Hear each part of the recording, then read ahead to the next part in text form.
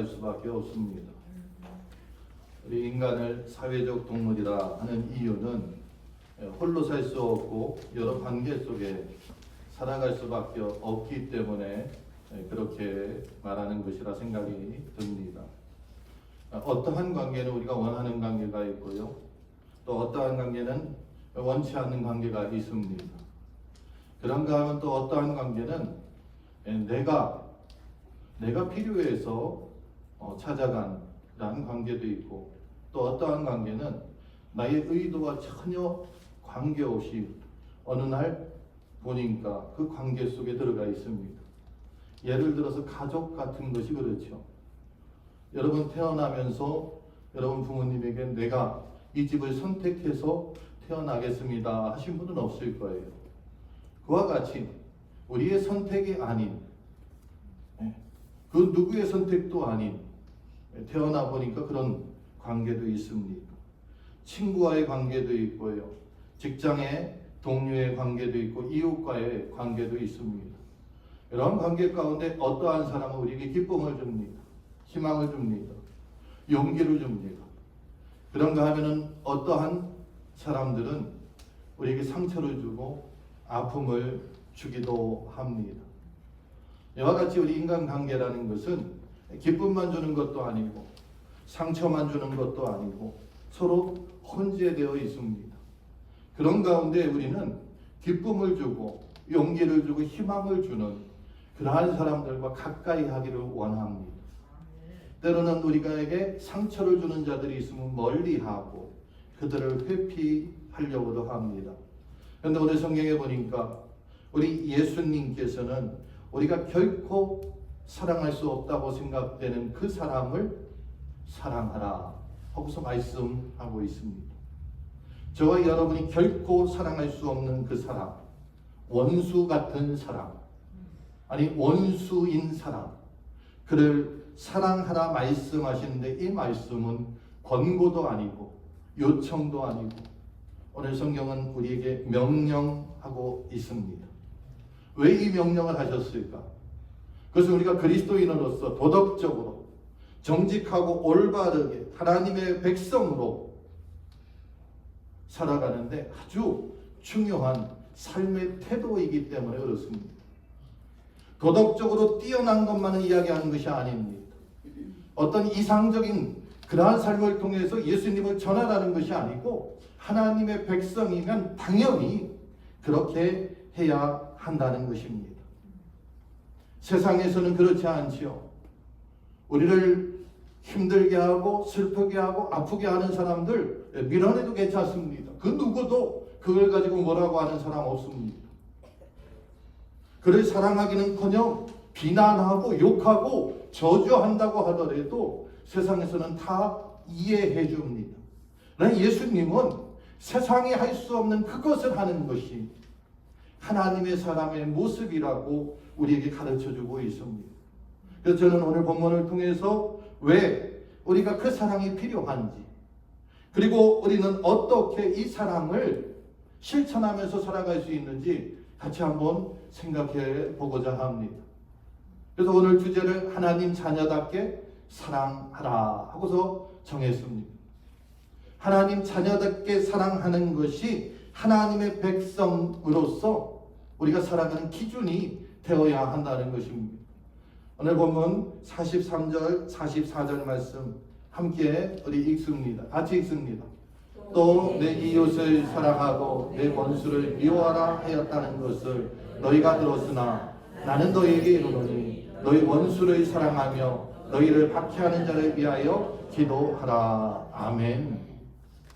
너희 원수를 사랑하며 너희를 박해하는 자를 위하여 기도하라. 이 말씀은 우리에게 단순한 교훈으로 주신 말씀이 아니라 하나님의 백성이라고 하면은 기본적으로 어떤 높은 수준이 아니라 기본적으로 근본적으로 가져야 할 삶의 태도인 것입니다. 당시 유대 사회에서는 하나님의 율법을 알았어요. 레위기서에 보니까 내 이웃을 사랑하라는 말씀이 있었습니다. 그래서 유대인들은 이웃을 사랑하려고 무진장 노력했습니다. 근데 문제가 있었어요. 그 문제는 무엇이냐? 그 사랑하는 범위를 스스로 정했다는 것입니다. 유대인들 스스로 정해서 나의 동족이 아프고 나의 동족이 어려우면 자신의 것을 다 내놓아서 그들을 구하려고 하였고 그들과 함께 하려고 하였다는 거예요. 나에게 필요한 사람, 나에게 도움이 되는 사람, 그들에게는 아낌없이 베푸는 삶을 살았다는 것입니다.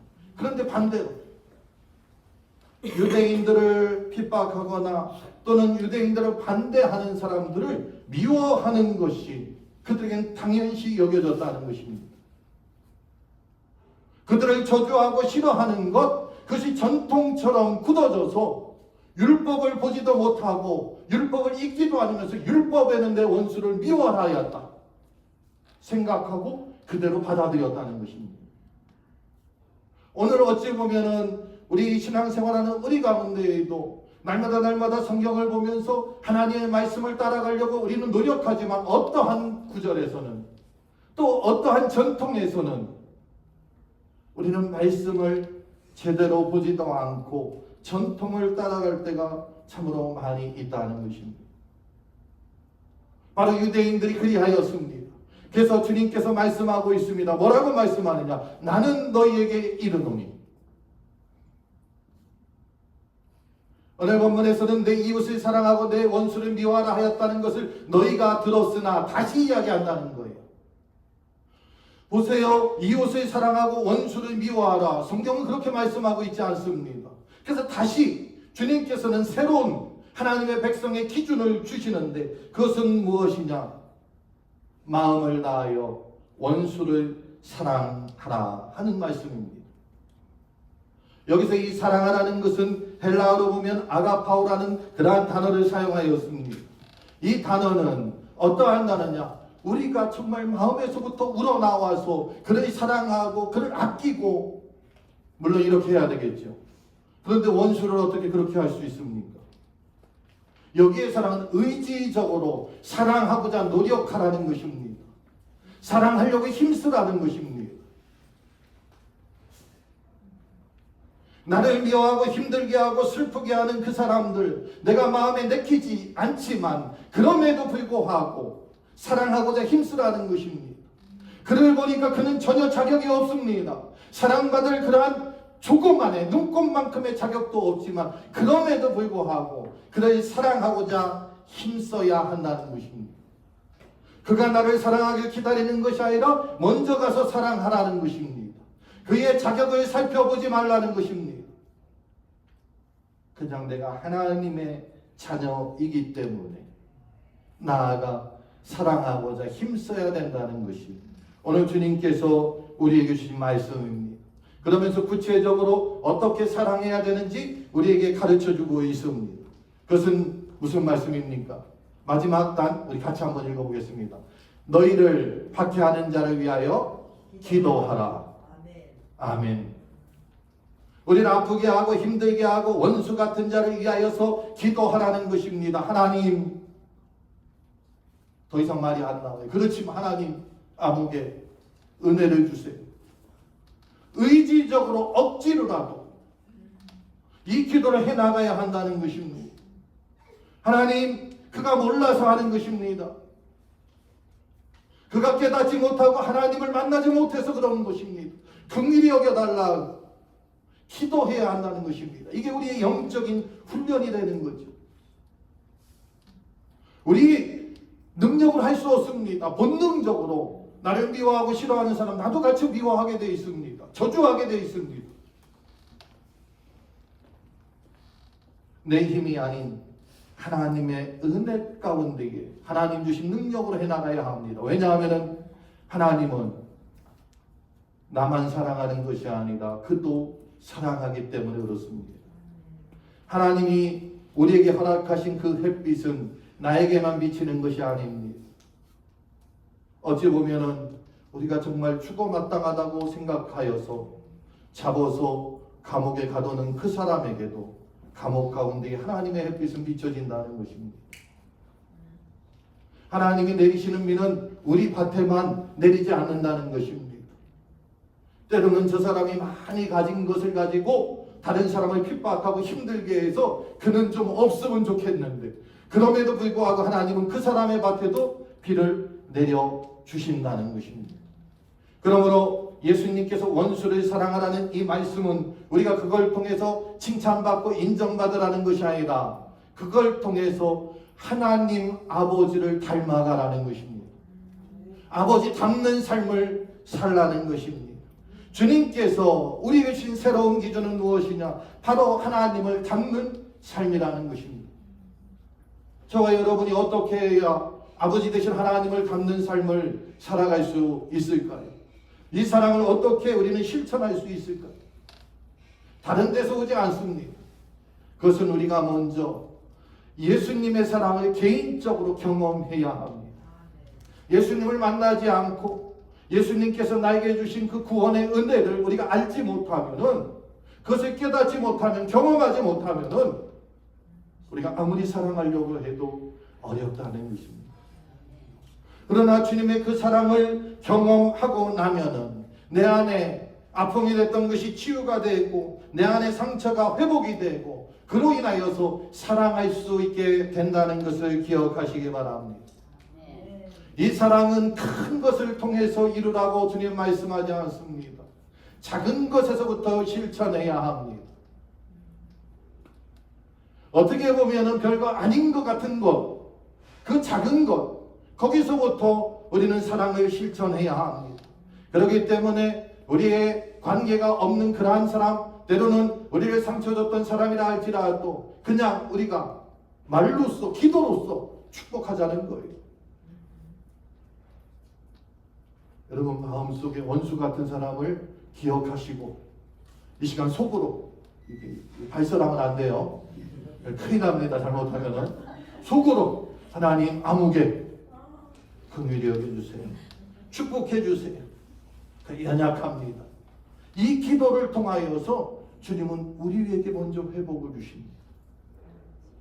그리고 우리 안에 이 사랑을 이룰 수 있는, 그리고 그 사랑을 실천할 수 있는 우리의 마음을 허락해 주신다는 거예요. 기도를 통해서 내 마음을 바꿔주시고 그를 볼 때에 내 눈으로 보는 것이 아니라 하나님의 눈으로 그를 바라보게 하시고, 그리고 그에게 나아가서 내 손을 내밀 때에 내 힘이 아닌 하나님 주신 그 힘과 능력으로 그를 붙잡게 해주신다는 것입니다. 이것이 우리가 아버지를 닮아가는 복된 모습이고 원수를 사랑하는 첫 번째 그 삶의 기준이 된다는 것을 꼭 기억하시기 바랍니다. 오늘 말씀은 우리가 왜 사랑해야 되는지, 이 구별된 삶의 이유가 무엇인지 그것을 가르쳐주고 있습니다. 그것은 바로 우리가 하나님의 자녀이기 때문에 그렇습니다. 같이 한번 읽습니다. 45절 말씀입니다. 함께 읽겠습니다. 이같이 앉아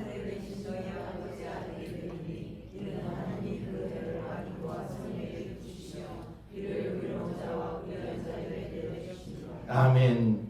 이 말씀에 보니까 이와 같이 우리가 원수를 사랑하고 그를 위해 기도할 때에 우리가 아버지인 것이 나타난다는 것입니다.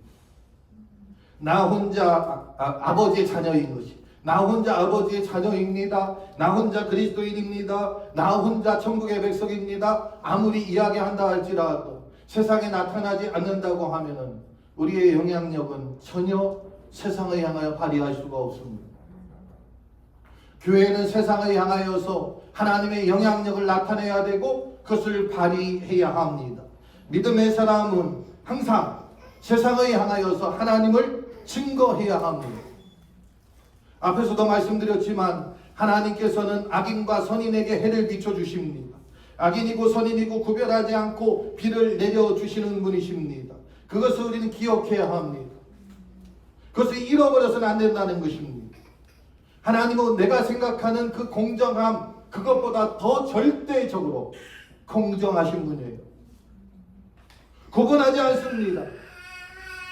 그렇기 때문에 하나님을 우리가 믿고 따른다는 것은 그냥 율법을 지키는 삶, 그러한 정도로 그쳐서는 안 된다는 것입니다.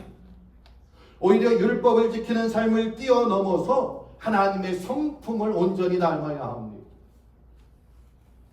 우리의 마음에서부터 아버지를 닮아가야 한다는 것입니다. 그것이 바로 세상에 너희가 너희를 사랑하는 자를 사랑하면 무슨 상이 있으리요? 세리도 이같이 아니하느냐? 또 너희가 너희 형제에게만 무난하면 남보다 더한 것이 무엇이냐? 이방인들도 이같이 아니하느냐? 우리가 하나님을 온전히 닮지 못하여서 세상과 구별되지 못한다고 하면은 우리의 믿음이 세상에 조금도 영향을 미치지 못한다는 것을 말씀하고 있습니다. 그러나 주님은 우리에게 주신 명령이 무엇이냐? 세상에 나가서 땅끝까지 주의 복음의 증인되라는 것입니다. 입술로만이 아니라 우리의 삶을 통하여서 증거해야 하는데 그러기 위해서는 구별된 삶이 필요하다는 것입니다. 세상과 다른 삶이 필요하다는 것입니다. 초창기에 기독교가 한국에 들어왔을 때에 기독교인과 그렇지 않은 사람과 구별하는 가장 뚜렷한 것은 무엇이었느냐? 선교사님들이 오셔서 금한 것 중에 술, 담배를 금했어요. 그래서 교회 가면 술, 담배를 끊는 거예요. 눈에 보이는 구별이 있었습니다. 그럼 오늘날 어떤 구별을 우리가 가져야 할까요? 오늘날은 술, 담배가 몸에 좋지 않다고 해서 믿지 않는 사람들도 많이 안 하기 때문에 그거 가지고는 구별되지 않습니다. 오늘날 우리의 구별되는 것은 오늘 말씀을 통해 볼 때에 원수를 사랑하는 것, 원수를 미워하는 것이 아니라 원수를 사랑하는 것입니다. 그때 세상은 우리를 통해, 나를 통해 하나님을 만나게 될 줄 믿습니다. 저와 여러분은 이 땅에 살고 있습니다. 이 세상에 살고 있습니다. 그러나 우리는 세상에 속한 자가 아닙니다. 하나님께 속한 자고 하나님의 백성인 것을 우리는 기억해야 될 줄 믿습니다. 그러므로 우리는 이 세상 속에서 오직 하나님의 사랑을 가지고 나아가 사랑으로 세상을 섬기는 귀한 삶을 삶는 것, 그것이 바로 하나님 아버지를 닮는 구별된 삶인 것을 기억하시기 바랍니다. 세 번째로 우리가 같이 생각할 수 있는 것은 하나님의 백성으로서 궁극적 목표, 구별된 삶을 통해서 그 목표가 무엇인가? 그것은 오늘 성경 이렇게 말씀하고 있습니다. 48절입니다. 함께 읽습니다. 그러므로 하늘에 계신 너희 아버지의 온전하신과 같이 너희도 온전하라. 아멘. 온전해지는 것입니다. 우리의 궁극적 목표는 온전해지는 것입니다. 저는 목회를 하면서 그런 이야기를 종종 듣습니다. 목사님 이만큼 하면 되잖아요. 이만큼 하면 되잖아요. 네, 제가 보기에 우리 교회에서 가장 훌륭합니다. 그런데 성경을 보니까 그리스도의 온전하신 같이 온전하라고 하는데 거기에 비하면은 아직도 멀었다는 거예요. 우리의 기준을 바로 세워야 합니다. 이만큼 하면 되잖아요 할 때 그 이만큼이 누구만큼이냐? 악한수 한인 침례교회 정도영 목사만큼이냐? 그 수준밖에 안 되는 거예요. 우리 그걸 뛰어넘어야지. 그리스도의 온전하심을 이야기합니다. 그렇다고 그리스도의 온전하심 같이 온전해지라고 해서 완벽하라는 것은 아닙니다. 우리가 그럴 수도 없습니다. 목적을 향하여서 끊임없이 달려가라는 것입니다. 그 목적은 무엇입니까? 그리스도의 온전하심. 그걸 향하여서 끊임없이 달려가는 거예요. 뱀의 길이 끝이 없다고 이야기하는데 우리의 신앙의 온전함도 끝이 없습니다. 예수 그리스도의 온전하심 그리고 예수 그리스도의 그 충만하심 거기에 이를 때까지 나의 신앙의 목표를 바로 그 모습을 가지고 나아간다고 하면 우리는 오늘도 변하고 오늘도 변하고 내일도 변할 수 있습니다. 그러지 않고 다른 세상의 기준을 둔다고 하면 우리는 분명히 언젠가는 그 기준에 서기 때문에 스스로 교만해질 수밖에 없다는 것입니다. 오늘 우리가 함께 나누고 있는 이 말씀도 산상수훈의 한 부분입니다. 예수님께서는 산상수훈을 통하여서 오직 행위로 만족하고 있던 유대인들에게, 이 율법주의자들에게 그것이 전부가 아니라는 것을 가르쳐주고 있습니다. 오히려 주님은 우리에게 새로운 의를 제시하고 있다는 것입니다. 그 정도로 안 된다는 것입니다. 그 이상은 무엇이냐? 하나님을 닮는 것, 예수 그리스도를 닮는 것입니다. 오늘의 핵심은 바로 그겁니다. 예수 그리스도를 닮는 것. 그래서 하나님의 자녀된 저와 여러분은 이제 우리의 아버지 대신 하나님을 닮아야 한다는 것입니다. 아니, 닮아가라는 것입니다. 오늘 주님이 우리에게 주신 말씀은 네가 그리스도인으로서 목표가 무엇이냐? 그리스도를 닮아가라. 네가 하나님의 백성으로서 성도로서 삶의 방향이 무엇이냐? 하나님을 닮는 것이다. 다른 것이 아닙니다. 하나님을 닮아가야 합니다. 그리고 그 사랑을 무엇으로 나타내느냐? 세상에는 사랑으로 나타내라는 것입니다.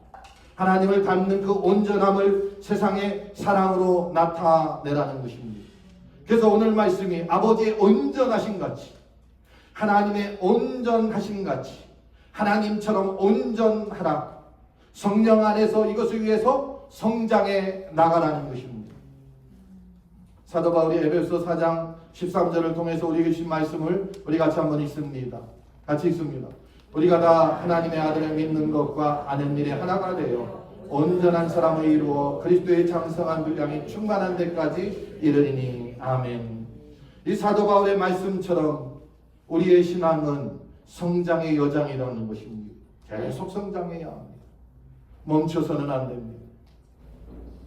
제가 여러분들에게 자주 드리는 예화입니다.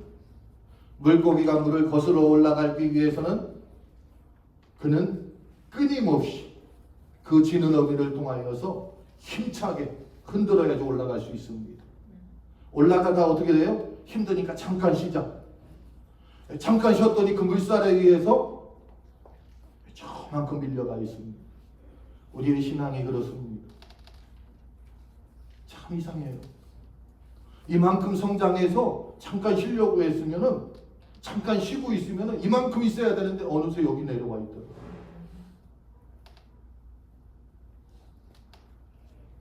저와 여러분이 사도 바울의 그 말씀처럼 온전함에 향하여서 우리 자신이 끊임없이 나아가는 하나님의 사람들 되시기를 주의 이름으로 축복합니다. 아멘. 이 시간 우리 스스로를 한번 점검해 보길 원합니다. 내가 정말 하나님을 닮아가고 있는가? 사랑을 외치고는 있는데 내가 편하고 좋아하는 사람만 사랑하는 편애의 사랑을 갖고 있지는 않는지, 또는 내가 섬긴다고 하고 있는데 이 섬김을 통하여서 나에게 어떤 이득이 있는지 그것을 우리는 계산하고 있지는 않는지, 주님께서 내 이웃을 사랑하고 용서하라고 하여서 내가 용서한다고 수없이 말을 했는데 내 마음 한편에는 아직도 미움이 남아 있는지, 우리 자신에게 이 질문을 통하여서 우리 자신을 한번 돌이켜보는 이 시간 되기를 원합니다. 그리고 이제 결단하여서 주님께서 온전하라고 하였으니까 그 온전함을 우리 삶 가운데에 성령의 열매를 통하여서 나타내는 저와 여러분 되시기를 주의 이름으로 축복합니다. 우리 다 같이 일어나셔서 함께 찬양하겠습니다. 사랑의 종소리 같이 합니다.